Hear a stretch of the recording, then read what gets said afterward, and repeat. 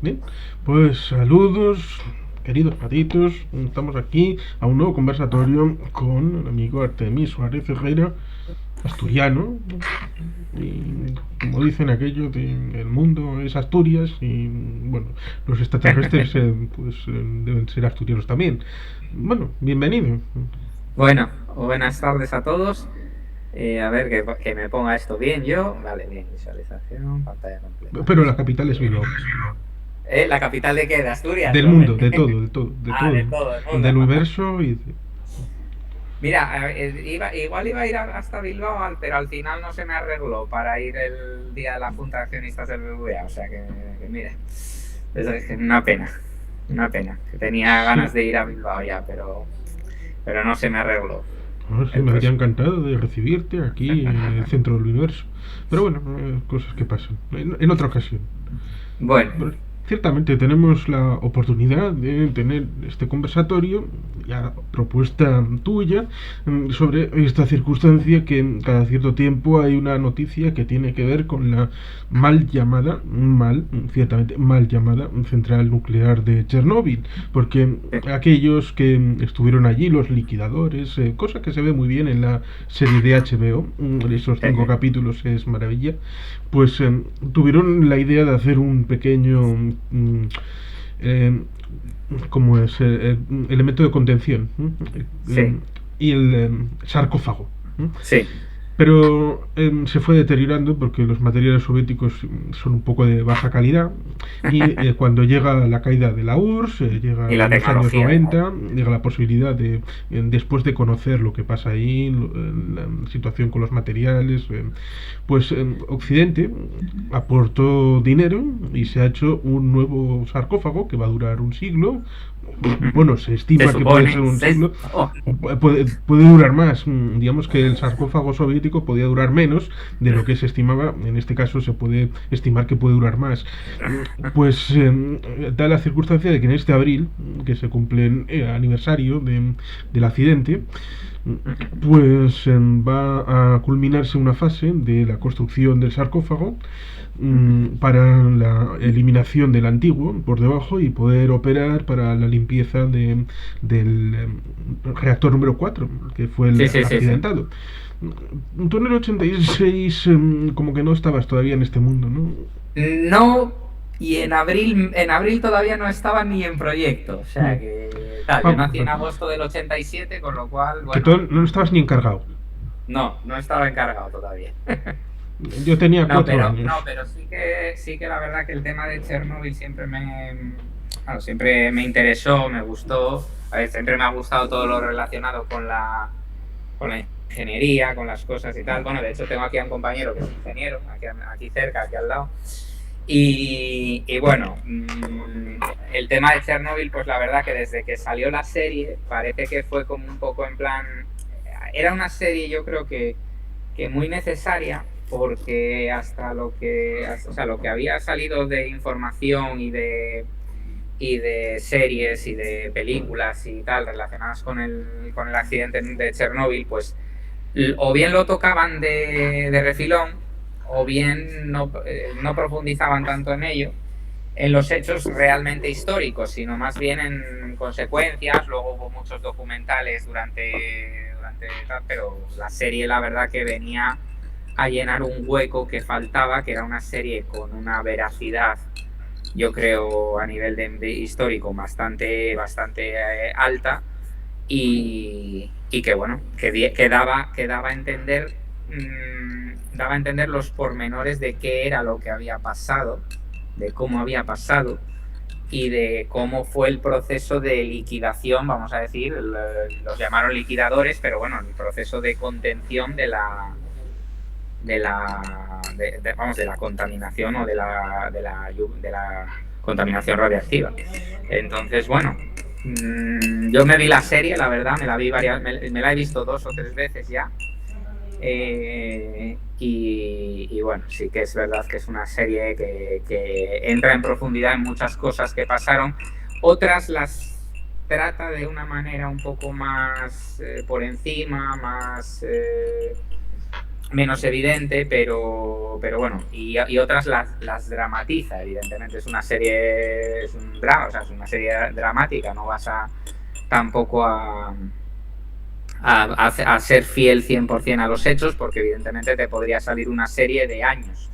Pero sí que es verdad que, bueno, que el hecho de cómo se planteó la serie, además con unos capítulos muy bien definidos del accidente, la reacción posterior, o sea, la reacción del gobierno soviético al accidente, luego el proceso de liquidación, luego las controversias relacionadas con cómo se había gestionado o sea, cómo las controversias que había respecto a la posición soviética de intentar mantener el tipo ante la comunidad internacional cuando sabían perfectamente que sus reactores eran inseguros, y luego el último, pues el juicio, que el juicio, vamos a decir, juicio pantomima que se desarrolló en la Unión Soviética para juzgar precisamente el caso o lo que ocurrió con Chernóbil. Entonces, yo la verdad que la serie me gustó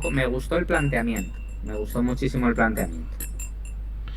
Sí, la serie es realmente interesante, pero hay un elemento ya del propio nombre que indica las mentiras, el conjunto de mentiras que significa ser soviético.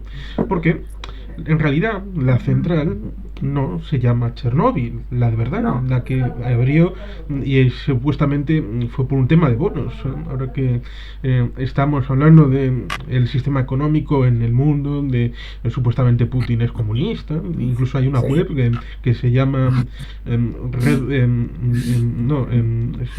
Periódico de Octubre, que cuenta las verdades del Kremlin, y como RT, como Sputnik. Aquí tengo el camarada al que estaba dedicada la central. Sí, Este de aquí, el camarada Vladimir Lenin. La central se llamaba Vladimir Ilich Ilich Ulyanov Ulyanov, sí, Lenin. sí. Pero un poco como lo que pasó, ¿te acuerdas del Madrid Arena? Sí, el caso, a ver. El Madrid caso Arena de... llevaba el nombre realmente Telefónica Madrid Arena. Y a los 5 segundos hicieron que desapareciera esa información de la red. Nunca existió. Pues los soviéticos algo parecido. Esto nunca se ha llamado Vladimir Ilich Ulyanov Lenin. ¿Cómo vamos a poder llamar algo que ha explotado como el camarada Lenin, fundador de la URSS? ¿Qué estás diciendo? ¿Que implosiona también la URSS? ¿Puede hacerlo? No, eso no puede ser. Y lo mismo que en otras circunstancias, pues cambiamos la realidad. Lo mismo que ocultar como Arzamas, un complejo de armas nucleares, que fue una ciudad secreta, pues Pripyat era una ciudad secreta. Una ciudad secreta para servicio de la central, con los ingenieros, con cosas que la gente del público soviético no tenía. Con sus centritos comerciales estilo occidental, con sus piscinas como se ve también en la serie, unas cosas que la gente soviética de los años 80 no podía ni soñar. Y claro, es una ciudad privada, con todo el contexto que puede tener de choque para un sistema que supuestamente va a defender lo público y que está aquí para el servicio de la gente y que todos sean iguales. Pero no nos olvidemos de una cuestión, por ejemplo, en ese aspecto, y es que era natural que se crease ese tipo de ciudad, porque eso ha pasado también en España. Por ejemplo, las ciudades que hay cerca de los embalses del Duero, son ciudades que se construyeron en su momento para albergar a los obreros que trabajaban en las centrales hidroeléctricas del Duero. Entonces, no es algo que fuera exclusivo pero esas ciudades del Duero se sustraían de los mapas topográficos del ejército. No, eso es verdad. ¿Y de los ámbitos civiles? Hombre, claro, es que ahí está el asunto. Lo mismo es que evidentemente la Unión Soviética no quería que se supiera dónde estaban sus reactores nucleares, porque evidentemente no podían poner fácil al enemigo el poder bombardearlos, o sea. Hombre, porque los RBKM-1000 eran RBMK-1000. A veces las siglas pues eran constructos para armas nucleares. Sí, sí, No sí, sí. pensaron en hacer para consumo civil, para nutrir las industrias. No, no, no, no, no. Aquí estás para hacerme el uranio 235, enriquecidito bien, y para luego Sí, tal vez hacer el plutonio con el reprocesamiento. No, no, sí, sí. aquí hay para esto. Pero claro, se dieron cuenta de, bueno, esto también puede servir para dar energía, que precisamente es uno de los asuntos que se ve en la película, que, oye, Kiev necesita energía de día, no puedes hacerme la prueba de día, tienes que hacérmela cuando ya no necesitemos para la Tanta industria de... energía, Sí, exacto, sí, sí, sí, sí, cuando ya lo puedan cubrir otras plantas o otras pero claro, centrales. el problema está en que mm, la prueba tenía que haberse hecho antes de abrir. Claro, bueno, Antes de abrir.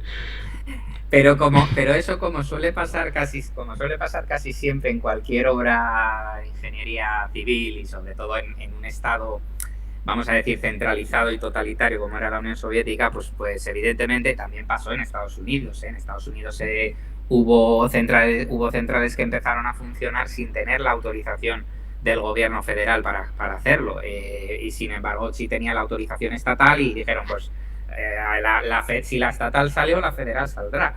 ¿Cuál es la situación? Que realmente la prueba era una prueba de seguridad era una prueba de seguridad que tenía un objetivo, y el objetivo era: si la central se queda sin suministro eléctrico, es decir, si se apaga completamente, o sea, si nos quedamos sin suministro eléctrico de la red y los reactores se paran, ¿cuánto tardan los generadores diésel en arrancar y suplir, o sea, y suplir a las bombas, o sea, hacer funcionar las bombas de recirculación de los circuitos de agua?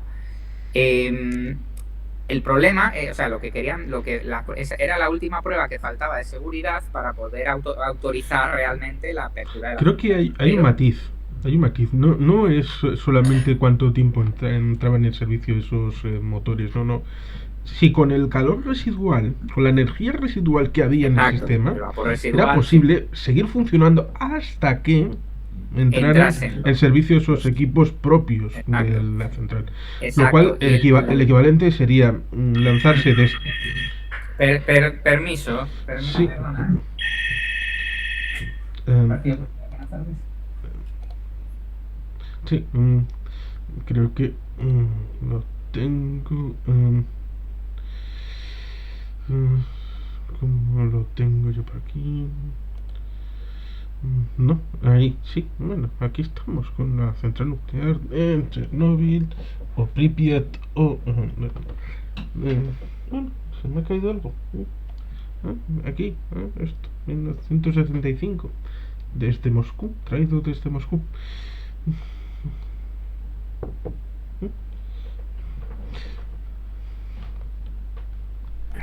Disculpa lo que te había comentado, que Sí, estamos aquí trabajando un poco y bueno. sí. Nada, a ver, era lo que estábamos diciendo. La prueba en sí era precisamente eso, era ver si con la energía, o sea, la potencia residual que tenía el reactor, primero que había que bajarlo de potencia, había que reducir la potencia prácticamente al mínimo operativo.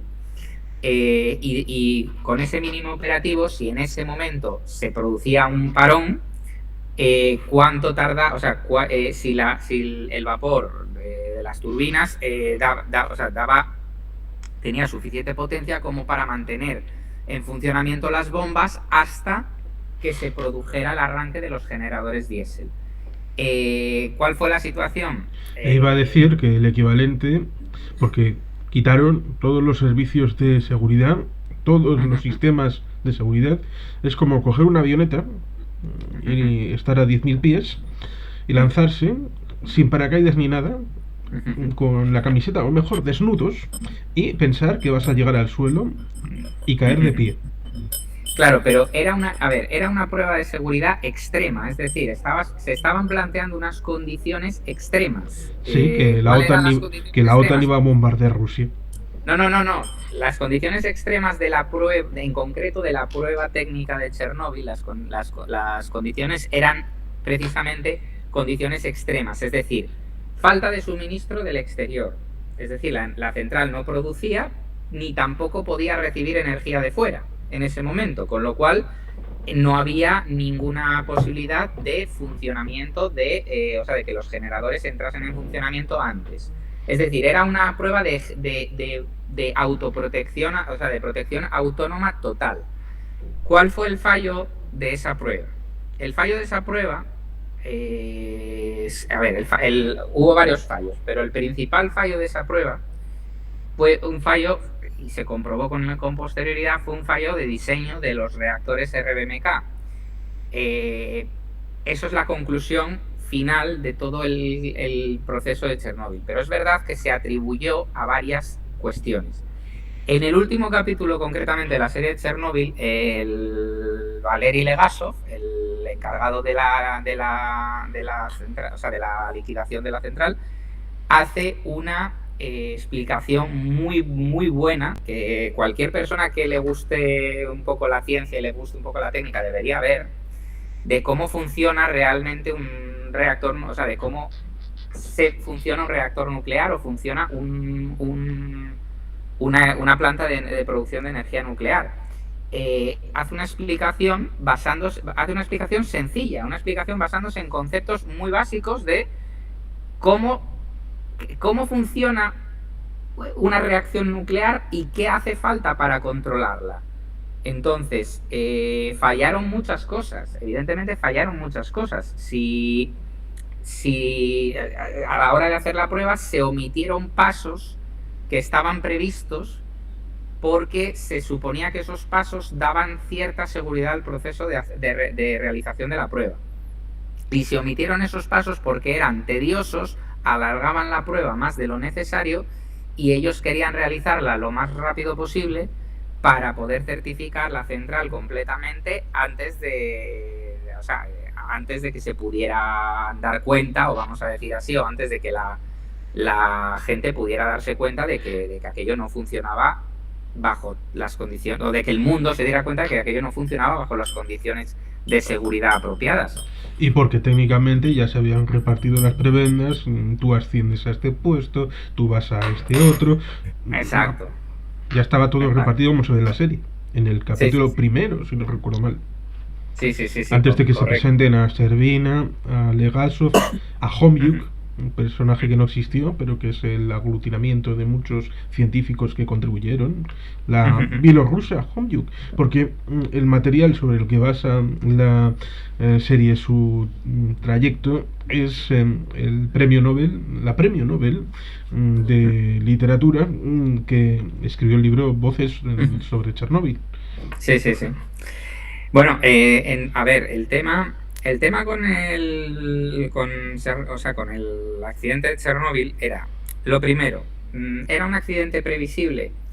Pues hombre, era un accidente bastante previsible, dado que ya habían tenido una alerta previa en las pruebas que se habían hecho, creo que en la central de Ignalina, que está cerca está un poco más hacia abajo de Chernóbil, está justo donde el río Dnieper hace el giro hacia el Mar Negro, y esa central había tenido, se había dado el caso de que habían sufrido el mismo problema que fue el detonador final de Chernóbil. Que fue el problema de las puntas de carbono en las barras de control. Al final todo eso fue lo que acabó derivando, sí, en que acabase la central explotando. Esas puntas que en teoría deben de frenar, contener la reacción, y en realidad sirvieron para lo contrario, para acelerarlo. Claro, hay que darse cuenta de que las barras de control de un reactor nuclear están hechas de carburo de boro. Están hechas de un material que es, que realmente no es frágil, es relativamente frágil, en el sentido, es un metal que es una aleación metálica que resiste muy bien las altas temperaturas, pero tiene cierta fragilidad. Entonces, para reforzar el que a la hora de caer las barras, a la hora de entrar las barras en los huecos que tienen asignados para controlar la reacción, se decidió reforzarlas con un material que es precisamente el material del que están hechas las protecciones o las protecciones no, las vainas de combustible de un reactor RBMK, que es carbono puro, o sea, es carbono puro. ¿Cuál es el problema del carbono? El carbono es un acelerador. El carbono no absorbe neutrones, no absorbe energía, o sea, no puede absorber los neutrones liberados en la reacción nuclear, con lo cual lo único que hace es acelerar la reacción, y por eso se usaba carbono en los intersticios del reactor. Que esas barras de carburo de boro, si entraban en el reactor y entraban correctamente, el hecho de que entrase la punta que tenía carbono y tal, porque las barras en teoría caen a una velocidad, no caen a plomo, porque evidentemente se pueden dañar, pero sí que están impulsadas por unos muelles, es decir, caen por gravedad. Y esa gravedad hace que esas barras entren rápido. El problema que hubo con el reactor, o sea, con el reactor de Chernóbil, es que había llegado a un punto de criticidad muy alto porque faltaba agua. Y al faltar agua en el reactor,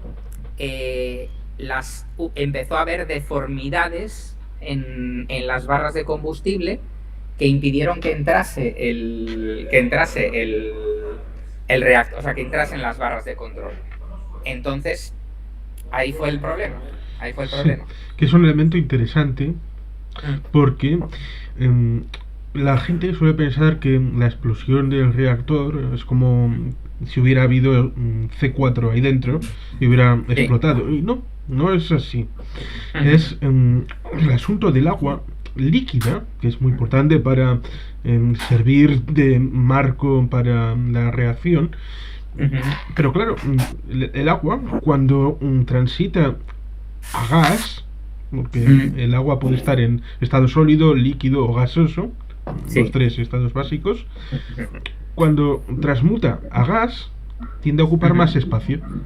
Expande, sí. Expande. Y cuando el reactor, en teoría, tiene y evidentemente es por lógica, tiene un determinado espacio, no más, y tiene un supuesto límite. Exacto. A diferencia de los Westinghouse, los reactores occidentales, no tenía la cobertura del reactor. Este elemento que prácticamente, y lo digo así para que suene hiriente, los mariquitas de los occidentales no respetan el reactor, no tienen ningún tipo de garantía y por lo tanto tienen que ponerle este recubrimiento, pero eso es porque los occidentales son muy malos. Vale, ¿qué hubiera pasado si en Chernóbil hubiera tenido esa cobertura, esa guarda del reactor? Habría sido lo mismo. Claro, en Three Mile Islands en el año 1979 hubo un problema que fue contenido dentro del propio reactor. En Pensilvania no murió nadie, prácticamente no hubo ningún problema. Hicieron transparencia de actuación, pero en el caso de Chernóbil estaba ese asunto de que el agua de dentro desapareció, pero desapareció en forma de gas, y hubo un momento en el que ¡pum! Estalló la tapa, y como no había nada, el edificio civil fue una cáscara que desapareció. Y ahí tenemos el efecto Cherenkov con las dos líneas hacia arriba en azul y lanzando la radioactividad con el grafito en la calle, que la gente decía cuando fueron los bomberos, dicen, a ver, si el grafito está en la calle, esto significa que ha salido de dentro del reactor hacia afuera. Y la gente ortodoxa, no, eso no puede ser, porque los reactores no estallan. Vale, fantástico. Sí. Claro, a ver, el tema es ese. El tema es que un edificio de contención precisamente está preparado para contener cualquier fuga radiactiva que se produzca, es decir, cualquier fuga que se produzca en condiciones normales de operatividad. ¿Cuáles son esas condiciones normales de operatividad? Bueno, hay reactores de alta presión, presurizados, que funcionan a 130 atmósferas de presión. Y hay reactores de agua en ebullición que funcionan a presión atmosférica. Esos son los dos tipos de reactores principales que hay en Occidente. ¿Cuál es el problema? Ambos reactores tienen un edificio de contención que está diseñado precisamente para que en esas condiciones de operatividad normales, si hubiera alguna fuga, se quedase contenida dentro o sea, cualquier escape, cualquier accidente, se quedase contenido. Pero es eso, los soviéticos decían que era un vicio occidental, quizá también porque era más caro. Era bastante más caro porque evidentemente hay que construir una estructura de hormigón armado de un volumen ingente, del tamaño, vamos a decir, por poner una comparación, como un dique de una presa. Es como un dique de una presa a nivel de volumen de tanto de acero, o sea, de acero como de hormigón necesario. Y el problema que había con el reactor, el problema que había con la ventaja que tenían los reactores RBMK sobre los reactores de agua a presión o de agua en ebullición, que eran los occidentales, era precisamente que al no existir, vamos a decirlo así, eran unos reactores que se consideraban muy seguros porque tenían un coeficiente de presión negativo. Entonces, eso que hacía, controlaba la reacción de la reacción nuclear. A diferencia de los reactores occidentales, que tienen un coeficiente positivo. ¿Cuál es es decir, favorecen, las condiciones de un reactor nuclear occidental favorecen que la reacción prosiga, mientras que las condiciones del reactor RBMK favorecen son contrarias a favorecer la reacción nuclear. Entonces, ¿cuál es la situación? Que ellos consideraban, primero, que era más barato, segundo, que el riesgo de explosión era muy inferior porque el agua, porque los circuitos de agua se limitaban únicamente al circuito de circulación primario y al circuito de circulación secundario, y no era como los reactores occidentales, que el propio reactor en sí mismo dentro es agua, o sea, está moderado por agua borada. Con lo cual, ellos consideraban que el riesgo de explosión de un reactor era mínimo. El problema era que tenían un problema de diseño. Precisamente el problema de diseño eran esas barras de carburo de boro, que estaban bien diseñadas, pero en su punta tenían esa punta de carbono. Y esa punta de carbono aceleró la reacción hasta el punto de que, claro, el reactor, como se ve en la película, pasó de estar a menos de 200 megavatios de potencia térmica a 33.000. Eso pasó en fracciones en segundos, en 1,3 o 1,4 segundos. Pasó de estar en una condición de prácticamente no estar en peligro inminente a pasar a estar con una potencia térmica 10 veces superior a la potencia teórica de diseño, con lo cual explotó. Es que era evidente que iba a explotar, alcanzando en buena medida por un gas que ahora no recuerdo el nombre, que venía derivado del funcionamiento durante todo el día, que estaba dentro de la mezcla en el reactor. Sí, pero ese gas concretamente, la presencia de ese gas era deseada en pequeñas cantidades por una razón. Porque ese gas era xenón. Y el xenón, como el xenón, al ser un gas noble, no es reactivo. Es decir, es un gas que no es reactivo. Pero es un gas que se quema. Es un gas que en condiciones normales de operatividad se quemaba. ¿Qué ocurre? O sea, se quemaba, se consumía. ¿Qué ocurre? Que en las condiciones que se crearon durante la bajada de presión, durante la bajada de potencia a la mitad, y la bajada posterior con la que estuvo operando el reactor prácticamente todo el día. Hasta que por la noche ya bajaron hicieron la prueba de bajar la presión al mínimo. El xenón no se quemaba a mitad de potencia, entonces se acumulaba. Y al acumularse envenenaba el reactor. Lo que se dice envenenar era simplemente que mataba la posibilidad de que la reacción continuara. Había un envenenamiento por xenón, se llama, que es que el xenón, como es un gas noble, no sustituía no se podía licuar, no se podía tal, y ocupaba un espacio que le correspondía al agua.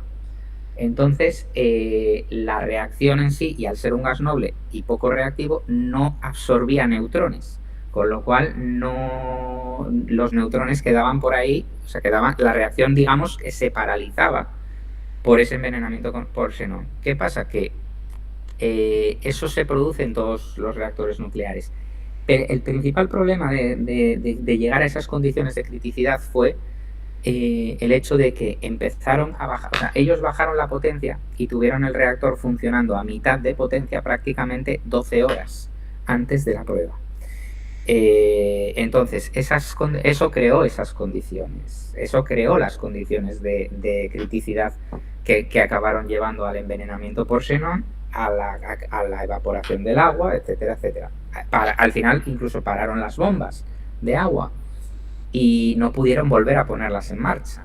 Entonces hubo una serie de decisiones que parte de ellas estaban reflejadas en el procedimiento de la prueba, pero parte de ellas no. Y eso fue lo que tal. Ellos quisieron omitir una serie de pasos, como era el ventilar el xenón, que eso podían hacerlo, es ventilar el xenón para evitar el envenenamiento por xenón del reactor, y ese paso se omitió porque era un paso que requería requería un procedimiento que les iba a llevar horas. Entonces no podían hacerlo. O sea, no podían hacerlo para hacer la prueba lo más rápido posible y poder sacarla lo más rápido posible. Entonces, y porque, como había dicho, era un asunto que tenía que haberse hecho meses antes. Estamos hablando de abril del año 86, es decir, en teoría, para diciembre, si no recuerdo mal, para fin de año, ya cuando daban la licencia para operar la central, y no se hizo sino hasta 4 meses después. Claro. Esta última prueba que se hizo a tontas y a locas, porque en teoría tendría que haberlo hecho en la plantilla, la plantilla A, la primera plantilla, en la del día, pero fueron aplazándolo y al final acabó cogiéndolo los becarios, como se ve en la cámara de control y en la propia central, que está de noche, está supuestamente tranquila. Unos becarios que aunque en la película se les pone como que estaban muy poco preparados o que evidentemente tenían poca experiencia, no llevaban mucho tiempo trabajando allí, pero eran becarios que estaban muy bien formados. No se puede dudar del nivel de formación que tenían, porque incluso esos mismos becarios, se ve en la serie, dudaban de que hubiera que omitir esos pasos que estaban tachados en el manual del procedimiento, y dudaban incluso de las condiciones en las que se estaba llevando a cabo el propio experimento. Entonces, aquí el experimento se acabó llevando a cabo por la terquedad del supervisor, que precisamente tenía que llevar a cabo esa prueba para conseguir como recompensa el acabar siendo subdirector de la central. Y eso, que el jefe de la sala de control fue el que tenía esa falsa seguridad, que luego se comprobó tal, como fue el botón AZ5, Sí, que ya había tenido un desastre prácticamente 11 años antes en Leningrado, en San en Petersburgo, Leningrado, en exacto, sí, sí. 1975, pero fue clasificado. Ujú. Y digamos que afectó negativamente en esa psique de que, bueno, aquí podemos hacer la prueba sin ningún tipo de problema, podemos llevar la central al límite, porque en última instancia, como botón mágico, podemos darle a la Z5 y se Sí, para todo. Venga, y ya se está. caen las barras de control y se para la reacción, se para todo y todo queda en parada segura. Lo cual se demostró que evidentemente en las condiciones que se alcanzaron no era infalible. Y eso ya había ocurrido en Leningrado precisamente y se había clasificado esa información. Por eso, al final, la moraleja de la historia es, tan celoso fue el secreto con el que los gobiernos o los responsables soviéticos quisieron llevar el asunto que había ocurrido en Leningrado para evitar sanciones internacionales por parte de la Organización de la Energía Atómica evidentemente eso conllevó que los propios técnicos de la central de Chernóbil no supieran que el AZ5 podía actuar como actuó como un detonador, precisamente. Y que también tenían, los soviéticos tenían una especie de manual que lo empiezan a construir en los años 50 en una situación tipo 6 en la zona cercana a los Urales. Sí, sí, sí. ¿Cómo se llamaba aquel lugar?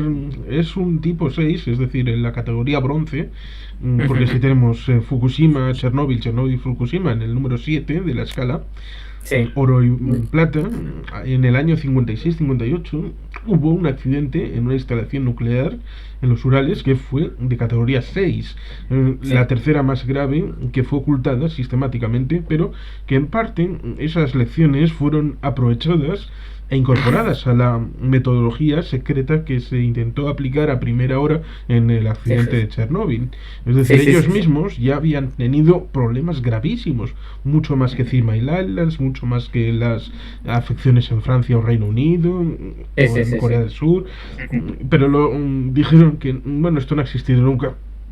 Simplemente lo taparon, lo eliminaron de la historia y fin, y se acabó. También era Sí. una ciudad secreta. Sí, sí, sí, sí. Claro, a ver, evidentemente nada es infalible y en el caso de los reactores nucleares, cualquier pequeño fallo, cualquier pequeña error de diseño, me viene ahora mismo a la mente la película del síndrome de China, Sí, que que solamente tuvo éxito porque se estrenó justamente en la misma semana que sucedió lo de Three Mile Islands. Si no, tal vez hubiera exactamente pasado sin pena ni gloria. Sí, hubiera aquella pasado sin película pena ni con gloria, sí, Michael sí, sí. Douglas, con Jack De Lemmon. hecho, de hecho, de hecho, precisamente por el accidente de Three Mile Island, decidieron, o sea, hubo muchas presiones para que la película no se estrenara. Y se decidió que precisamente por ese hecho había que estrenarla y dar a entender Mm. que no se puede jugar con fuego cuando se está tratando con algo que no es controlable con facilidad como es Ya la bueno, energía atómica. hay una situación que hay que poner encima de la mesa y es que lo de Chernobyl no tiene nada que ver con la energía nuclear. No es un accidente nuclear per se, sino es un accidente soviético, donde el sistema se cae. Esto lo dijo el propio Gorbachev al final de sus Sí, vidas, mm, que el sistema había implosionado en Chernóbil. sí, Se sí, había sí, sí. revelado la fragilidad del sistema soviético. Y la diferencia estriba en que en Three Mile Islands se obtuvieron un montón de beneficios de conocimiento que Sí, fueron aplicados inmediatamente a todas las centrales de Estados Unidos y occidentales. sí, En sí, el caso de Chernóbil, como se ve en el capítulo final, se sí. obtuvieron una serie de lecciones que solamente a través de la presión política y del chalaneo y de la presión de la forma de chantaje, Sí. si puede decirse, porque Servina, que es el viceprimer ministro, evidentemente no duró mucho porque el mal que algunos le metió para morir al de poco, como los bomberos, los liquidadores, pues a ellos les duró un poquito más, pero Servina muere en el 90. Duró 4 años, no Sí, sí, mucho sí, más. sí.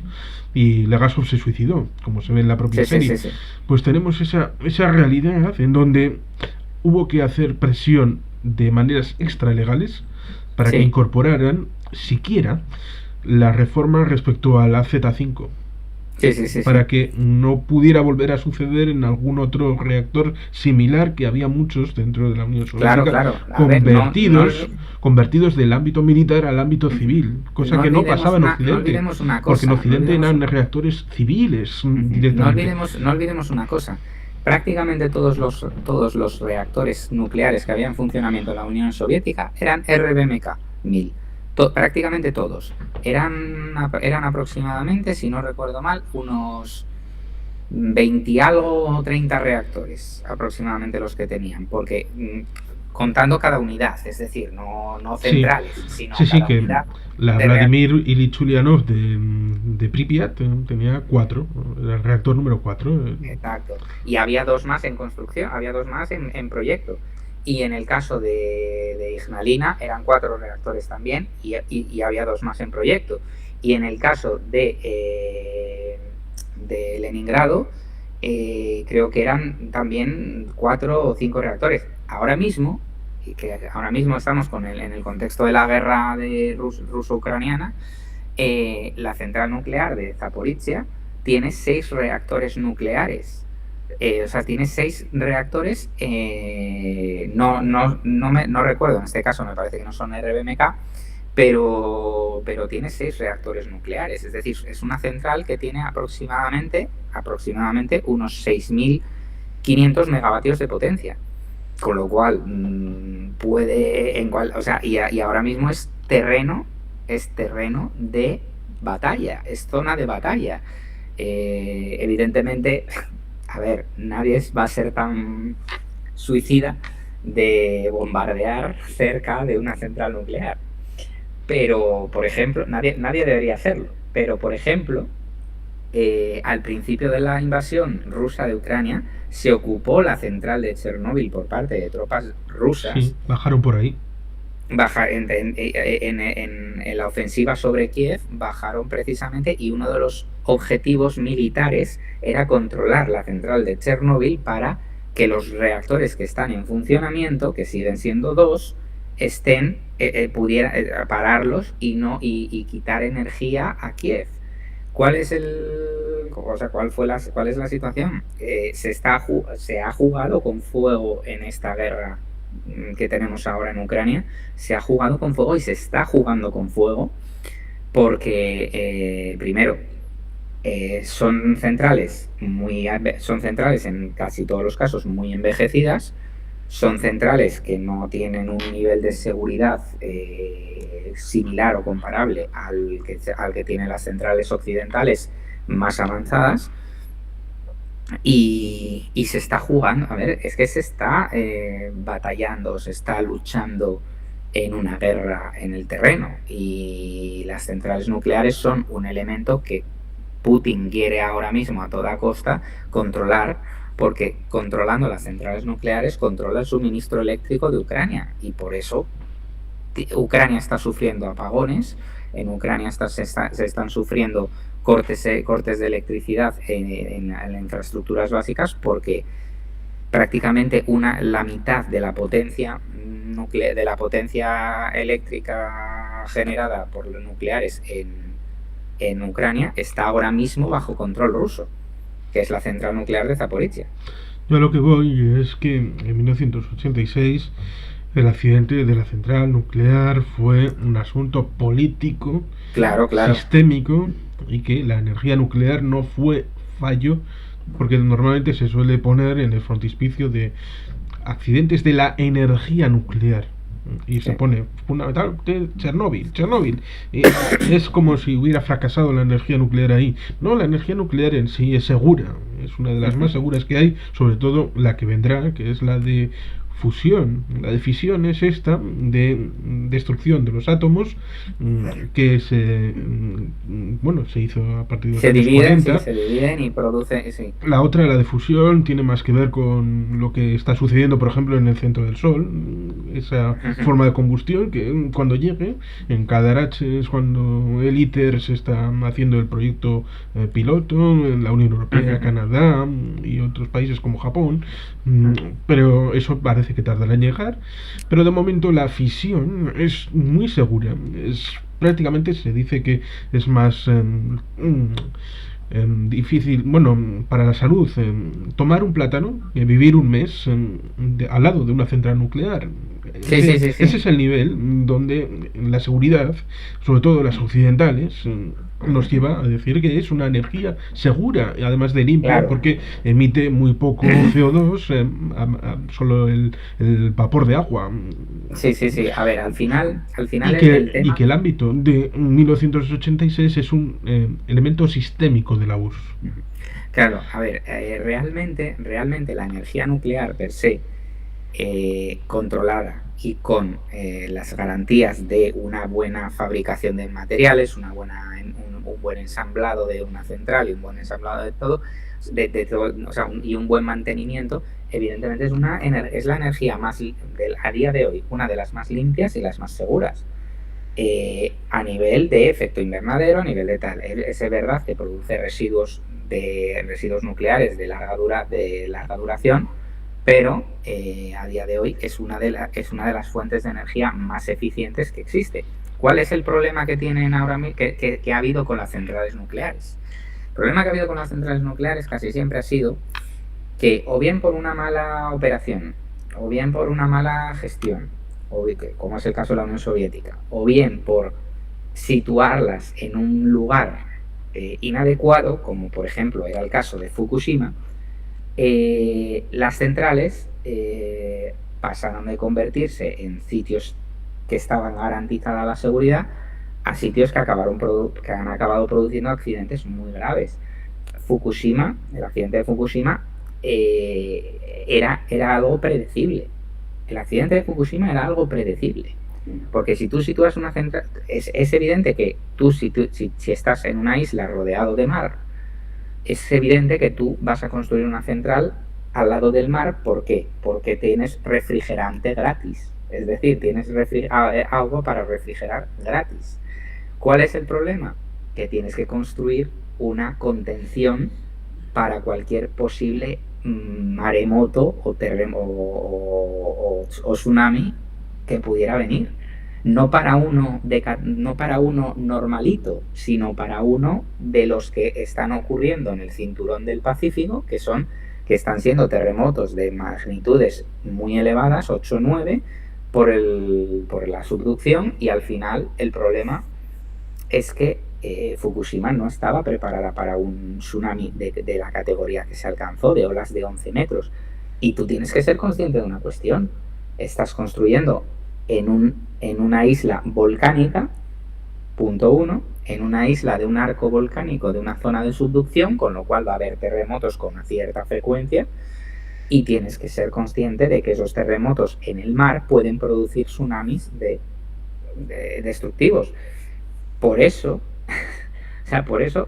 el problema que luego pasó después del accidente de Fukushima fue que en el mundo occidental se creó una paranoia. Sobre todo porque no se estaba refrenando con los datos que existían en la propia central de Fukushima. Se creó una paranoia, como si el equivalente de ser un categoría 7 como Chernóbil significara apocalipsis, Armagedón, es el fin del mundo. No, a ver, después de un terremoto como el que fue, que es algo brutal y solamente comparable con el de la Navidad, 8,9, como el del 26 de diciembre de 2004, aquel super mega tsunami y terremoto que hubo en potencia de terremoto. Más bien el tsunami, porque sí. El terremoto de Indonesia fue de mucho menor. Bueno, también está el de 60 en Valdivia, en Chile. El de Valdivia sí es comparable, sí. Pues después de un terremoto grande, de categoría prácticamente 9, y y un tsunami que tampoco está en la categoría de lo habitual, Sí. que muy pocos años después de la zona sea habitable. Y la gente que ha podido querer volver ha vuelto con normalidad, que prácticamente ha sido solamente un muerto, uno. Y no es por tirar flores, porque Japón es un país occidental, democrático y transparente. Y si hubiera habido más de un muerto, lo habrían dicho. Y si no lo hubieran dicho, lo hubieran investigado los periodistas independientes, cosa que no pasaba en la Unión Soviética.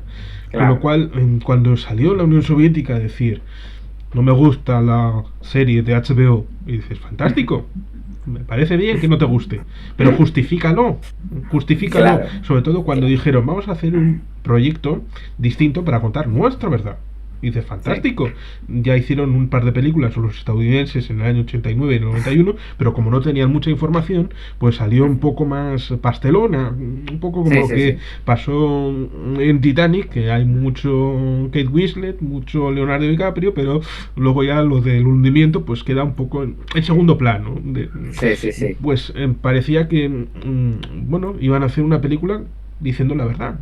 Como por ejemplo, yo leí un libro de conspiración de un tal Anatoly Churkov, no recuerdo ahora el nombre, yo lo compré en Santander, el libro, y venía a decir, no, el proyecto HARP, aquí había un agente de la CIA, vale, fantástico.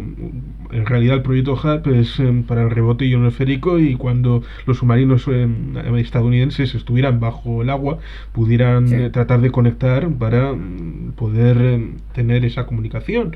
Y como Sí, vieron sí, que sí. fracasaban, pues dijeron, bueno, ya que hemos construido esto, pues lo dejamos a las universidades de los Estados Unidos para que le saquen algo. Bueno, Sí, sí. no sé, algo podrán inventar. Pues, Sí, sí.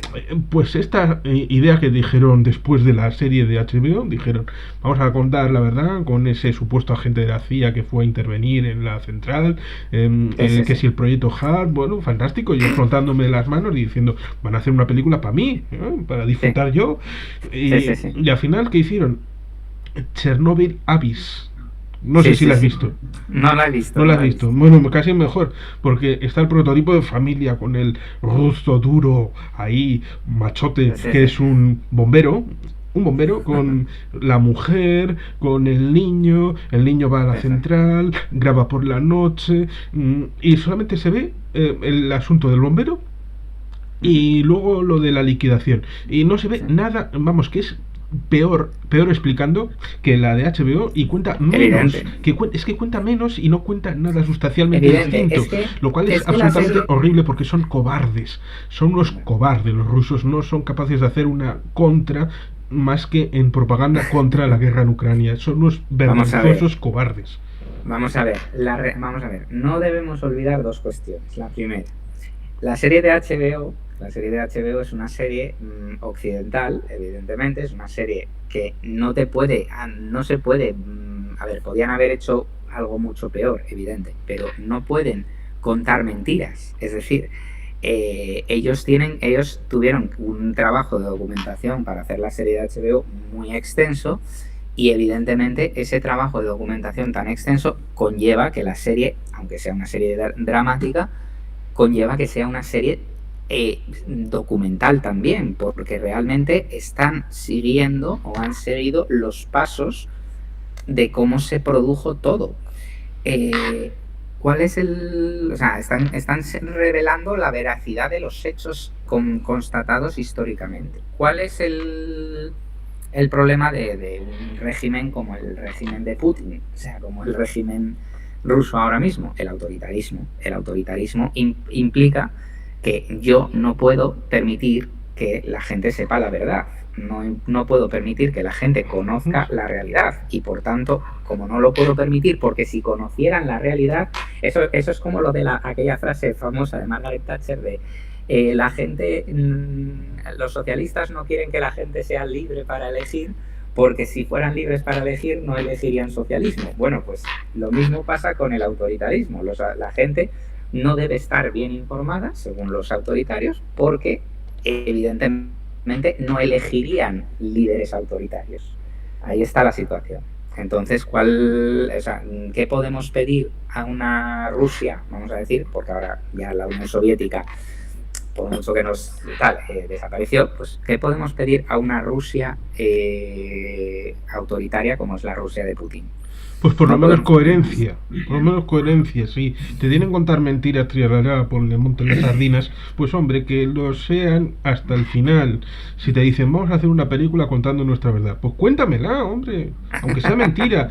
A ver, no les cuesta nada mentir con la guerra en Ucrania. Es decir, que Zelensky es un nazi, Cuidado, que cuidado. Wagner es la maravilla del mundo. Cuidado, sí les está costando Es que mentir. en algún momento se cagaron y dijeron, este proyecto no lo vamos a hacer porque va a quedar muy cantoso. A ver, Pero, pero es eso, dijeron, vamos a hacer nuestro proyecto, pero no, al final no lo hicieron. Hicieron a una ver, película ellos. pastelona, romanticona, estilo eslavo, como si fuera una película de amor en una Sí. familia rusa, sufriendo Un aquello. un doctor Cibago, pero. Vamos, Doctor Cibago es algo muy elevado, de mucha Ya, cultura. sí, bueno, Sí. evidentemente, pero me refiero una especie de novela romántica Es como una de estas teleseries turcas, pero con un solo capítulo. No, está claro, está claro. No le puedes pedir a alguien que se mantiene en el poder basándose en mentir, engañar y a su propio pueblo, porque en el fondo es mentir y engañar a su propio pueblo lo que está haciendo Putin. No le puedes pedir que vaya a ser honesto por Y una vez en eso, su vida. y eso que la serie de HBO tiene dos planos a los que responde muy bien. Uno, esto es culpa del sistema soviético. Sí, sí, sí. Pero el pueblo ruso, cuando se ha producido ya la explosión y tiene que responder de las consecuencias, sirve muy bien. Cumple. Sí, Es sacrificado. Va a donde tenga que ir. Hace lo que sí. tiene que hacer, pensando en el bien común, pensando en los rusos, en los europeos, en la propia humanidad, los mineros haciendo el sacrificio, los liquidadores haciendo el sacrificio, porque en teoría les dijeron, aquí hay poca radiación para los japoneses o los alemanes enviar robots, pero cascaron en el primer minuto porque había Sí, sí, muchísima sí. más radiación Porque habían engañado. y entonces dijeron, vamos a poner liquidadores humanos. Sí, sí, Que sí. tenemos muchos rusos por aquí, podemos Sí, sí, tirar sí. aquí lo que haga falta. Y el ruso medio, precisamente Servina, cuando va a explicarles, oye, esto es lo que tenemos que hacer, y dándoles la primera explicación, porque que si el partido, que si el loto, que si lo más allá, y Servina les dice, no, aquí estamos sacrificados. Aquí, como Sí. en los tiempos de la guerra patriótica, aquí somos rusos, y tenemos que hacerlo porque tenemos que hacerlo. Sí, sí, sí. Pero bueno, a ver, al final la situación es esa. ¿Por qué se tuvieron que usar liquidadores humanos en Chernóbil? Pues por una razón muy sencilla, porque es que no había nada que pudiera resistir la radiación que había o que emanaba del reactor número 4 después de haber explotado.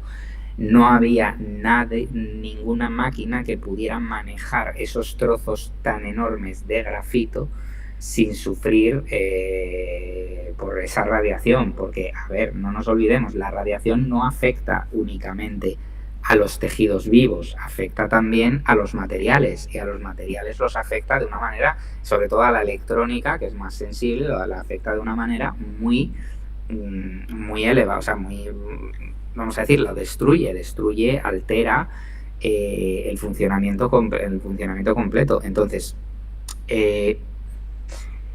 ¿qué se puede extraer o qué se puede sacar de todo esto? Primero, hubo que hacer un esfuerzo muy elevado en vidas humanas, en sacrificios humanos para conseguir liquidar, o sea, para conseguir quitar todo el grafito que había en las terrazas, que había explotado y se había diseminado.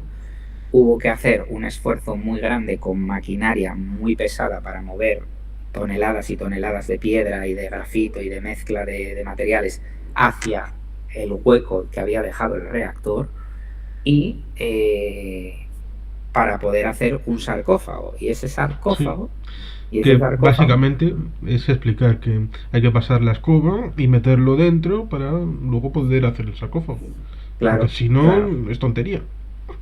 Claro, y además el sarcófago, no nos podemos olvidar de que el primer sarcófago de Chernóbil se tuvo que hacer deprisa, corriendo, con malos materiales, evidentemente, porque no querían ayuda occidental, con muy malos materiales, deprisa, corriendo y sobre todo en unas condiciones en las que el reactor estaba abierto y expuesto, es decir, no fue un trabajo fácil, no fue un trabajo agradable ni sencillo, pero fue un trabajo provisional y se sabía que iba a ser provisional porque evidentemente se sabía que su duración máxima estaba estimada en aproximadamente unos 30 años.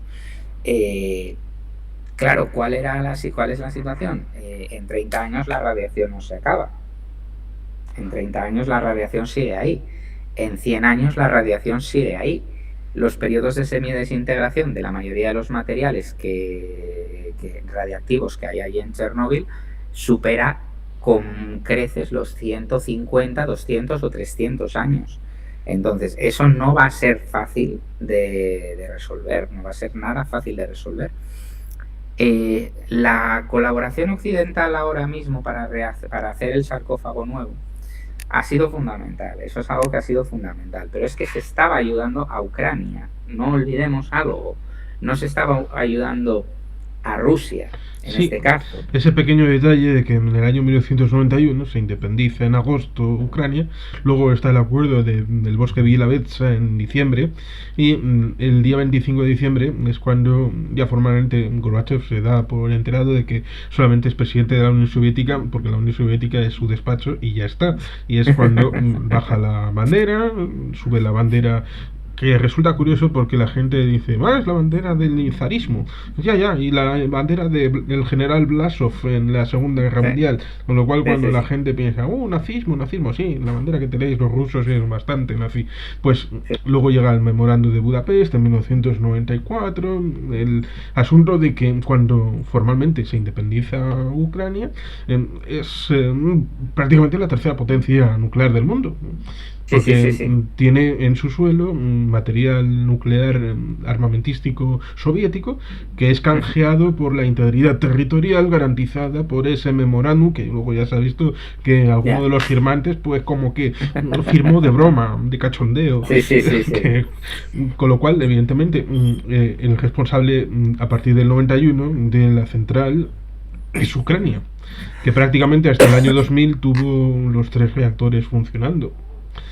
Recuerdo el discurso del año 2000 de Leonid Kuchma, que entonces era el presidente que había sucedido al independiente Leonid Kravchuk, que fue el que formó los acuerdos del bosque de Bielavetsa. Claro, a ver, al final la situación es que cuando como se sabía que la caducidad prevista del sarcófago inicial era 2016, se calculaba un periodo de 30 años, 2016-2018. Desde mediados de la década de los 2000 se empezó a trabajar precisamente en el proyecto de qué hacer, qué podemos hacer para resolver el problema que vamos a tener dentro de unos cuantos años. Y en aquel momento Ucrania estaba en una situación de occidentalización muy cercana se empezó a acercar más a Occidente. Los gobiernos, el gobierno prorruso de Yanukovych, pues colapsó con la revolución del Maidán, y en esos momentos en esos momentos Occidente estaba comprometido con ayudar a Ucrania con el coste que iba a suponer crear un sarcófago nuevo. Un sarcófago, no olvidemos que no es definitivo, es decir, es un sarcófago que está muy bien está diseñado con grúas puente, con material muy, muy sofisticado para poder proceder al desmantelamiento del sarcófago viejo, que se puede desmoronar en cualquier momento, y a la remoción de todo material radiactivo que quede en el suelo, que quede en la propia vasija. Que precisamente el asunto es ese, que en este abril, en teoría, ya se habrá completado esa remoción del sarcófago antiguo. Y te pasaba una infografía en donde se preveía esa duración del nuevo de 100 años, y que prevé garantizar la seguridad para unos vientos de hasta 254-332 kilómetros. Claro, es importante, ¿por qué? Porque el sarcófago inicial de Chernóbil se construyó adosado a las propias paredes del edificio de operaciones. Es decir, se construyó precisamente para cubrir los dos laterales que habían quedado expuestos y la techumbre. El sarcófago actual es una bóveda que es curva o sea, es semicircular, es semicilíndrica, y se ha empujado se construyó en un lateral y se empujó hasta la posición hasta la posición definitiva. ¿Qué ocurre? Está diseñado precisamente para resistir cualquier eventualidad geotécnica, geológica, incluso meteorológica posible. Pero a mí la parte que me preocupa de todo esto es eso. Se tiene que proceder a la limpieza de todo el lugar, de todo el reactor número 4. Se tiene que proceder durante estos 100 años precisamente a descontaminar en la medida de lo posible lo que se pueda de toda esa zona y, o sea, de todo lo que hay dentro ahora mismo de ese sarcófago, porque la idea es que si se consigue remover toda esa basura o toda esa, vamos a decir, todo ese escombro nuclear, no hará falta construir un nuevo sarcófago, es decir, no hará falta no hará falta actuar más sobre ello. Pero a fin de cuentas sigue existiendo un problema con ese sarcófago nuevo. Y el problema que existe actualmente con ese sarcófago nuevo es precisamente que volvemos a lo de siempre, es una duración limitada. Y puede haber materiales ahí dentro que se tengan que remover, depositar se tengan que remover de alguna manera muy delicada y se tengan que depositar. Estoy pensando, por ejemplo, en la tapa de la vasija. La tapa de la vasija está ahí. La tapa del reactor está ahí y pesa 1000 toneladas. O sea, es algo que va a haber que cortar, es algo que va a haber que fraccionar y es algo que va a haber que enterrar en un almacén nuclear, en un almacén de residuos nucleares bajo tierra. Entonces, no va a desaparecer tan fácilmente lo que hay ahí dentro. Y en el contexto actual de la guerra de Ucrania, aunque ya no hay combates en la zona de Kiev y en la zona de la frontera con Bielorrusia, que es donde está ubicada la central de Chernóbil, sí que es verdad que el esfuerzo bélico que está suponiendo tanto para Rusia como para Ucrania sostener el conflicto, o sea, sostener la guerra o desarrollar la guerra, al final va a producir algo, y es que va a haber mucho, o sea, esos trabajos ahora mismo no se pueden realizar, o sea, no se pueden realizar con la total y absoluta normalidad y seguridad con la que se deberían estar realizando. Bueno, ante eso se puede decir que la propia naturaleza generó un reactor nuclear. Bueno, se puede conocer más, pero digamos el que conozco yo es el de Oklo, en África. Es un reactor nuclear natural y evidentemente el generar elementos radioactivos, pues la naturaleza propiamente también los genera. Pero el asunto está cómo gestionas eso políticamente. ¿Cómo lo haces? Porque la ideología, el partidismo entra dentro de esta función. Por ejemplo, hay 7 centrales nucleares en España funcionando. ¿No? ¿Verdad? 6 si no recuerdo mal. 6 si no recuerdo mal. Pongamos 6, 7. Trillo, bueno. A ver, espera. Trillo, Aroña. Trillo. Cofrentes. Ascó. Vandellós, Almaraz y ninguna más, ¿no? Son 5. Son 5 centrales, pero algunas con 2 algunas con 2 reactores. El asunto estriba en el que por cuestión 7 partidista, reactores. cuando se había llegado al consenso más o menos acordado de que iba a haber un centro centralizado, valga la redundancia, para la gestión de Sí, esos el ATC. residuos, luego llega el partidismo y dice no, y luego tienes 7 lugares donde hacer ese esfuerzo. Con lo cual, en vez de tener un único lugar, tienes una multiplicidad de riesgos. ¿Por qué? Pues porque cuando el ayuntamiento había dicho que sí, luego llega el de la comunidad autónoma y dice, no, yo digo lo que este ha dicho, no, tírenlo para atrás. Pues Sí. ese partidismo puede ser un problemático, ciertamente, pero no por los residuos en sí, sino por la gestión que se hace de los propios residuos. Claro. Y luego también viene el alarmismo porque hubo un documental alemán que dijo, los residuos, qué malos, va a ser el fin del mundo, va a ser el apocalipsis. Y dices, hombre, Claro. pues no, si lo gestionas bien, pues... A ver, esto es como todo.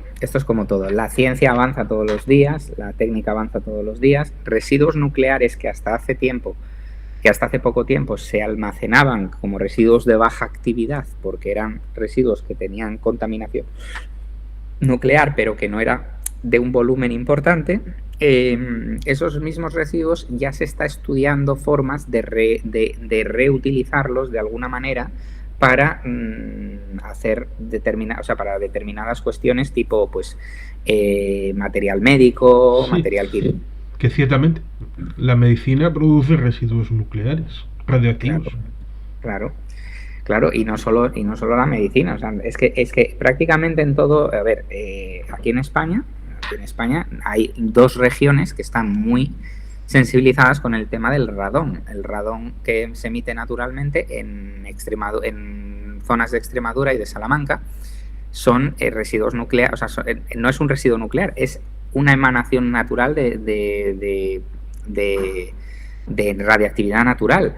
¿Cuál es el problema? Que es que, por ejemplo, es eso, no es lo mismo, se acumula más radón en esas zonas, en los sótanos, porque se emite más. Es zona donde existen ciertos materiales que emiten ese radón. Entonces, ¿qué ocurre con el tema de la gestión de los residuos nucleares españoles? Vamos a decirlo así, de los residuos nucleares de nuestras centrales. Primero, que esto es algo que no podemos olvidar. Las centrales nucleares españolas ahora mismo están con un problema muy serio de almacenamiento temporal. Es decir, tienen sus piscinas prácticamente llenas, todas, de combustible, de materiales, porque estaban esperando precisamente a la construcción del ATC para poder vaciarlas y llevar el material al ATC. ¿Cuál es el problema? No olvidemos tampoco que mientras no se construya el ATC, los residuos nucleares españoles van a Francia y nos cuestan 100.000, creo que son 100.000 euros al día. 100.000 euros al día. No sé si eran 100.000 o era 1.000.000. 25.000. Yo calculaba que eran 100.000. En cualquier caso, una pasta extra que no estarías pagando si estuviera hecho y en funcionamiento el plan establecido. Claro, entonces, ¿cuál es la situación? No podemos estar dependiendo en todo momento de mandar nuestros residuos nucleares a los almacenes franceses por una razón muy sencilla, porque se nos está cobrando y es dinero que tiene que estar destinado a ello. Luego, aparte, no nos olvidemos tampoco de una cuestión, y es precisamente lo que tú decías, la politización que se ha alcanzado con el tema de la energía nuclear. El gobierno ha paralizado el proyecto de la mina de uranio de Salamanca. Eso es algo que ha pasado, el gobierno,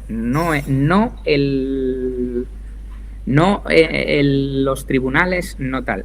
El gobierno es un organismo dependiente del gobierno, que es el Consejo de Seguridad Nuclear, por una decisión, a mi juicio, arbitraria, lo dirimirán los tribunales seguramente, pero a mi juicio arbitraria, ha decidido que no quiere que se construya esa planta de fabricación de los pellets de uranio, de las pastillas de uranio para el combustible nuclear. Sí, no están en contra, no han puesto ninguna pega a la extracción del uranio, pero sí ponen pegas al procesamiento, es decir, a la fabricación de esas a la fabricación. Y evidentemente, si tú solo haces la mina, el proyecto no es rentable, porque tú tienes que trasladar ese material, esa piedra donde está ese mineral de uranio, lo tienes que trasladar a un sitio a que se procese. Si haces la propia planta, claro, si haces el valor añadido, si tú haces esa planta de procesamiento de uranio en el mismo sitio donde tienes la mina, sale la mina, se procesa y sale el producto final. Con valor añadido a escaso coste de transporte. Claro, y el tema es que no nos podemos olvidar de una cosa. Tal y como está la situación actual de la fusión, de la investigación respecto a la fusión nuclear, y tal y como está ahora mismo el parque nuclear español, vamos a decirlo así, no podemos seguir dependiendo de uranio extranjero. Es decir, no podemos seguir, si teniendo un mineral aquí, un recurso natural aquí, que se puede extraer con seguridad y con una fiabilidad absoluta, que se puede procesar aquí y que se puede crear esa autosuficiencia en el combustible, en la creación del combustible nuclear, España tiene que plantearse muy seriamente ahora mismo, el debate sobre la continuidad de la energía nuclear, es decir, la sustitución paulatina de los reactores que vayan quedando obsoletos por reactores nuevos, mucho más seguros, etcétera, etcétera. Y luego tendrá que además plantearse precisamente ese autoabastecimiento de combustible. Y ojo, no es solo el autoabastecimiento, es que la mina de Retortillo, de Salamanca, el proyecto podría proveer de material, podría incluso proveer de material para la exportación, lo cual implicaría ingresos para nuestro país, y lo cual implicaría que nuestro país acabase siendo, o sea, pudiera incluso destinar el beneficio de ese rendimiento económico a la construcción precisamente de ese almacén temporal centralizado que ningún técnico niega que es imprescindible para nuestro país. Ningún técnico. Solo lo niegan una parte de los representantes políticos de la Junta de Comunidades de Castilla-La Mancha. Entonces, a ver, hay que plantear los debates serios. Sí, la energía nuclear es segura. El foco donde opera, que es en que hay unos movimientos sociales que presionan políticamente y que muchas veces son opacos a explicar de dónde vienen sus fondos y de dónde vienen sus intereses. Lo digo porque en los años 80 se ha comprobado que buena parte de los movimientos antinucleares estaban financiados por el KGB y la Unión Soviética en Alemania, y ha venido luego a continuación algunos movimientos ambientalistas contra minas de tierras raras, que luego se ha descubierto que estaban financiados por China. Claro, porque lo último que quiere es que tengamos que perder esa dependencia con respecto a las tierras raras que vienen de allí. Por eso, claro, en España hay tierras raras que no se explotan por culpa de movimientos sociales, y en España no ha habido ese debate respecto a la apertura de nuevas centrales nucleares, en parte por movimientos antiecologistas, ecologistas antinucleares, porque nunca he entendido el debate aquel que surgió respecto a la central de Garoña. Aquel de, no, el último mohicano, porque no queremos que se cierre Garoña. Bueno, espera, el debate debería de ser, en algún momento habrá que cerrar Garoña, en algún momento, no sé cuándo se establecerá, pero lo que tendría que haberse dicho es, bueno, en algún momento se cerrará Garoña, pero permíteme abrir otro reactor, otros reactores, porque la moratoria que se establece en el año 1984 y en la moratoria que se consolida en 1994 es lo que hay que atacar. Porque la energía no es libre en España mientras no se pueda hacer una central nuclear nueva. Claro, a ver, es que estás prohibiendo un elemento que debería servir de base para la libertad. No hay libertad energética en España. La moratoria nuclear del año 84 fue el mayor error en política energética e industrial de toda España. O sea, de toda la historia de España. Y yo lo voy a decir así de claro. Yo es mi opinión. Es el mayor error que se cometió. Primero, porque se paralizaron centrales que estaban a punto de entrar en funcionamiento. Lemoniz. Se paralizaron centrales que estaban, se paralizaron centrales que estaban simplemente a la espera de cargar el combustible, que es Lemoniz, el reactor 1 o el reactor 1 de Lemoniz, o el 2 de Lemoniz me parece que era el que estaba a punto de cargar. Y se paralizaron 2 reactores nucleares en Lemoniz, se paralizó el proyecto de Ispaster, que eran, si no me equivoco, otros 2 reactores, y se paralizó otro proyecto que había que estaba previsto, me parece, en Galicia. Entonces, ¿cuál es la situación en España?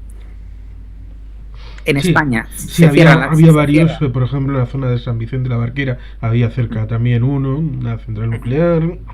Sí. Antiguamente claro, también en los años 70 había uno en Tudela, en la zona de la Ribera. Claro, y ojo, la moratoria nuclear no solo era un plan de paralización de construcción de centrales, no. Era un plan de paralización de construcción de centrales, un plan que impedía nuevos proyectos de centrales y un plan que además obligaba a la compensación de los costes ya ejecutados de las centrales en construcción por parte de los consumidores durante más de 3 décadas, que hemos estado pagando el sobrecoste, que hemos estado pagando en la factura un precio, o sea, a las empresas. Y con el añadido de que con Lemoniz se le dio una victoria a un grupo terrorista. Exacto. Cosa que es terrible. Se cedió al chantaje de un grupo terrorista. También, oye, hay que reconocer nosotros habíamos construido un ente, que es el ente vasco de la energía, que habría operado la central de Lemoiz. Sí. Por eso que al final la moratoria nuclear lo que ha acabado derivando es en que España ha tenido que pasar por muchas dificultades para garantizar su autoabastecimiento energético. Ya está, es así. Ahora mismo dependemos de la interconexión con Francia en muchos momentos del día. Con el elemento, que es importante conocerlo, de que cuando se habla de la interconexión con Francia, en buena medida es energía nuclear que pasa. Es energía nuclear. Y no se puede discriminar a la energía que me pasas, no, quiero energía verde. Ya, bueno, te paso la que tengo.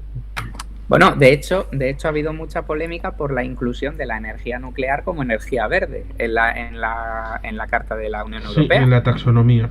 En la taxonomía de la Unión Europea. ¿Por qué? Porque precisamente sí, es que es una energía verde. Y además no solamente es verde, sino con los reactores de 4ª generación es una energía renovable. Sí.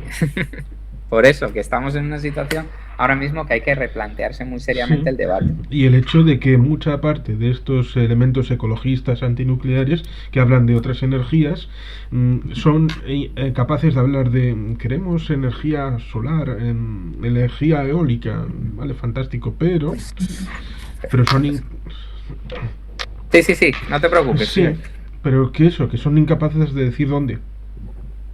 Son incapaces de decir, bueno, queremos hacer un parque eólico en este lugar. No, aquí no, aquí no quieres los pobres los arbolitos, pobres aves van a morir a cientos. Es una destrucción del paisaje. Por ejemplo, 2 películas españolas que en los últimos Goya han tenido protagonismo y cierto éxito, pero que prácticamente nadie las ha visto, sobre todo la de Alcarrás.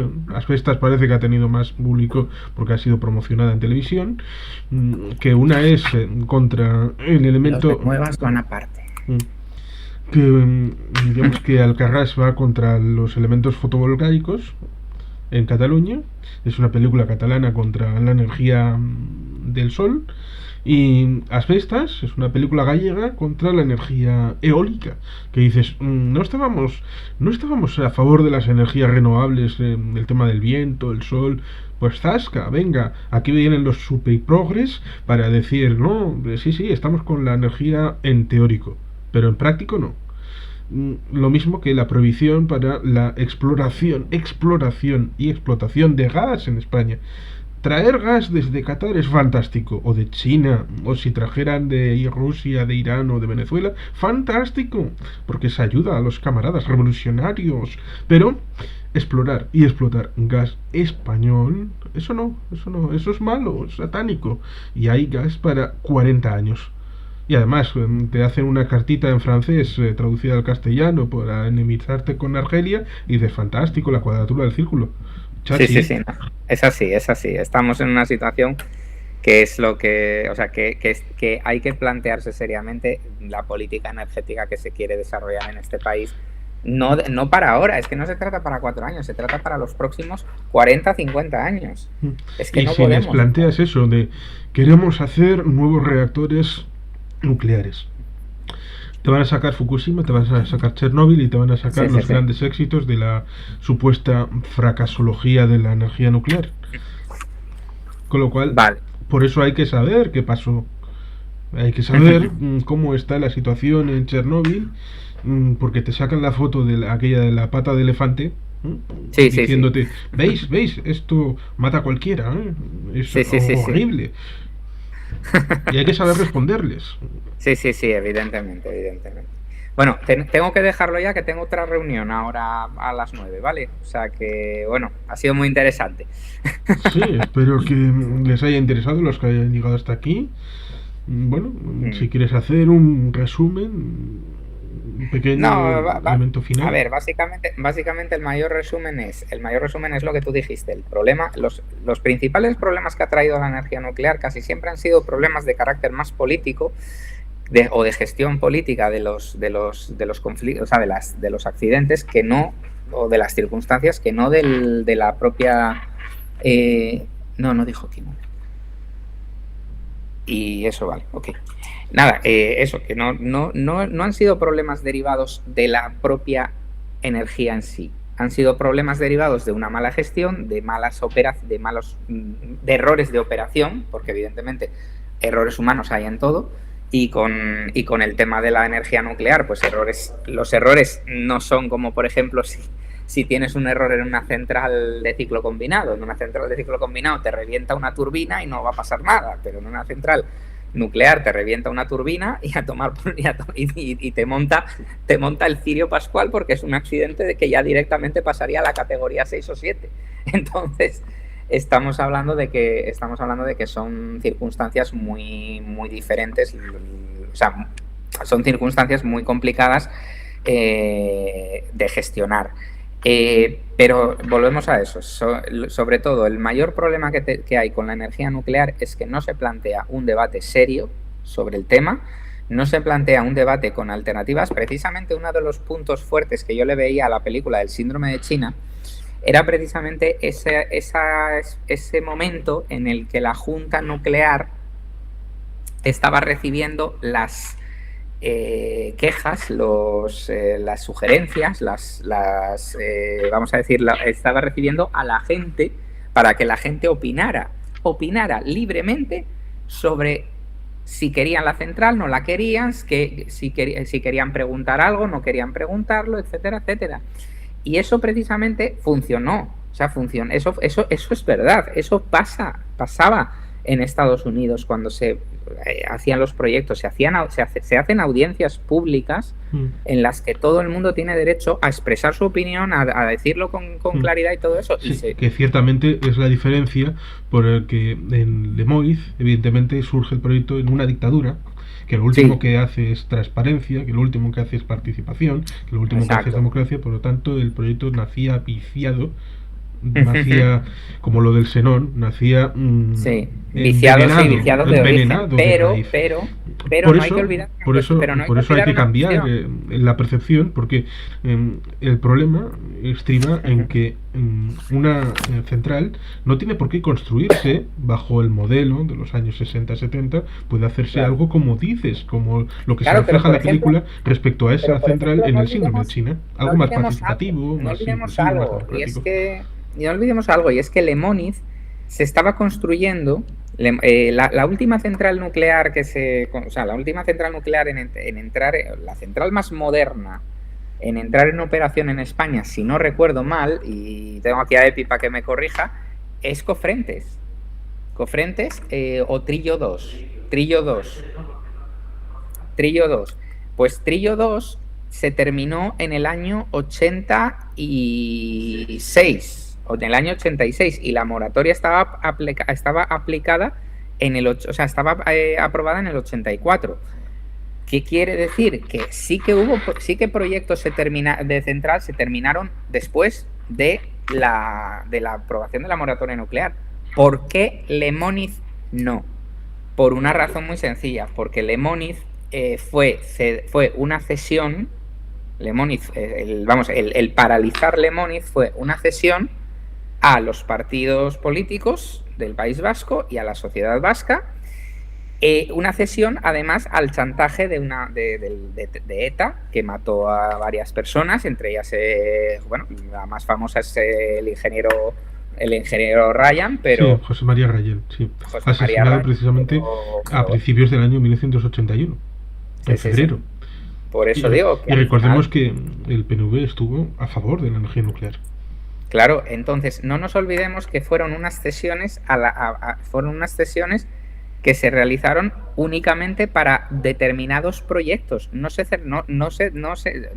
Trillo se continuó construyendo. Cofrentes en el año 84 estaba empezando a operar, con lo cual las centrales nucleares españolas, o sea, el parque nuclear español está llegando al límite de su vida útil y son 7.000 megavatios de potencia que, si bien ahora es posible garantizar cierta parte de ese suministro con el avance que está habiendo con las renovables, y digo garantizar cierta parte, no nos podemos olvidar de una cuestión. Un reactor nuclear opera de una manera estable, prácticamente durante meses puede estar operando de una manera estable, sin parar, con lo cual te crea una base de sistema, es decir, te crea una potencia base, y esa potencia base te la produce a un coste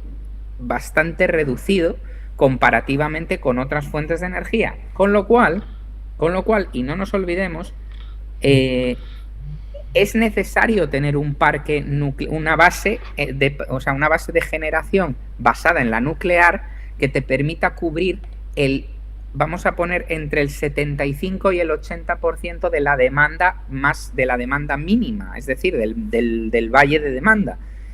¿Para qué? Para que la energía, en los momentos en los que se produzca ese valle de demanda, esté prácticamente garantizada por lo nuclear. Mientras que si se hace con la energía, o sea, si se permite que se cierren las centrales nucleares, no vas a tener una energía base para garantizar el suministro eléctrico del sistema. Sí. Porque no nos olvidemos de una cuestión. Y si incluso se llegara a llevar a cabo el proyecto de la mina de uranio de Retortillo, estaríamos hablando de una situación muy diferente, y es que estaríamos con una energía autóctona, generada. Sí. Y que ciertamente puede haber elementos de gente que digan, bueno, ya tenemos mucho. Bueno, has dicho Zaporilla. Zaporilla tiene el equivalente a todas las centrales activas en España en producción. Claro. Y además dirán, bueno, es incompatible con el hidrógeno, que es la energía que viene. Hay algo que se llama el hidrógeno rosa, donde la energía nuclear y el hidrógeno se fusionen para generar esa forma de reserva energética que es el hidrógeno, para lo que puede ser la llamada solar, que a veces no hay sol, la eólica que a veces no sopla viento. Y aquí la pregunta final sería, bueno, entonces como ahora mismo hay moratoria supuestamente legal, es decir, no se puede hacer una central nueva, entonces con Alberto se acabó la moratoria nuclear. Pues hombre, a ver, si me preguntas a mí lo que va a aparecer en el programa electoral del Partido Popular de cara a las elecciones generales del año 2023 de noviembre, presuntamente de noviembre, igual se adelantan. 10 de diciembre.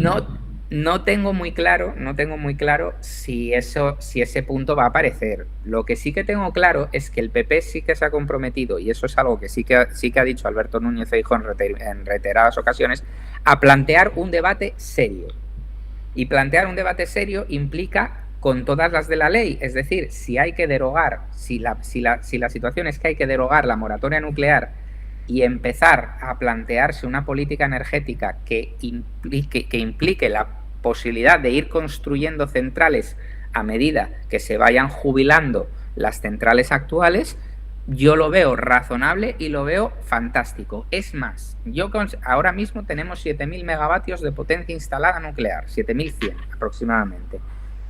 Yo veo muy razonable que se haga un proyecto, o sea, que se vaya un paso más allá y se garantice prácticamente 13.000 o 14.000 megavatios de base. ¿Por qué? Que se duplique la potencia base. ¿Por qué? Porque en los momentos de menor demanda de energía estamos aproximadamente en los 16.000, 17.000 megavatios de potencia demandada. ¿Qué implicaría tener 12.000, vamos a poner 12.000, 13.000 megavatios de potencia base nuclear? Prácticamente que en esos momentos en los que la demanda cayera hasta 16.000 o 15.000, podríamos estar generando no solo para nosotros, sino también para exportar. Generaríamos para nosotros probablemente con toda la potencia nuclear, vamos a decirlo así, pero las eólicas seguirían funcionando, las hidráulicas seguirían funcionando, las centrales de ciclo combinado en esos momentos pararían, pero probablemente tendríamos excedentes para cubrir la exportación que tenemos que realizar, que realizamos de hecho hacia, por ejemplo, Baleares, que necesita derivar potencia de la península, hacia Portugal, que depende prácticamente de nosotros a nivel energético mucho, y derivaríamos energía a Marruecos, y incluso podríamos suministrar a Francia, que Francia, no olvidemos también que tiene muchos reactores nucleares que están en estado ya prácticamente obsoleto y que tienen que empezar a sustituir, y que probablemente eso conlleve tensiones momentáneas en las que no se pueda generar energía suficiente para autoabastecer Francia. Entonces, España no puede ahora mismo plantearse excluir la energía nuclear para siempre de su mix energético en las circunstancias actuales. En un futuro, oye, ojalá salga adelante la fusión y sea rentable, pero ahora mismo no lo podemos, o sea, no se puede garantizar eso. Pues ciertamente esperemos que ese debate sereno, profundo, sobre la energía nuclear se supere lo sucedido en Chernóbil y se vaya a lo mollar, lo importante. Bueno, yo creo que Chernóbil está un poco más superado. Pero es eso, lo sacan como casquería. Lo sacan como casquería cada vez que quiere hacerse el debate, y lo meten para que no se hable seriamente, para que se obstaculice, para un poco como, y solamente voy a anunciarlo, un debate que está absolutamente contaminado, pero imposible de recuperarlo, como es cada vez que hablas de monarquía o república en España. Es absolutamente imposible. Solamente mencionar monarquía o república, ya sabes lo que va a decir uno, lo que va a decir el otro, se acabó, no hay debate. Exacto. Y es inútil. Esperemos no llegar a eso, esperemos poder salvar este debate y que pueda ser en la plaza pública, en el foro de la sociedad, y que la gente pueda expresarse libremente. Por lo tanto, muy agradecido de haber tenido este conversatorio. Igualmente. Y seguramente esperemos que haremos algún más. Y además me están reclamando ya de la otra reunión, así que nada, ya tendremos ocasión de tener otro en breves, no te preocupes. Bien, un saludo. Muy agradecido. Muy bien. Hasta luego. Hasta luego.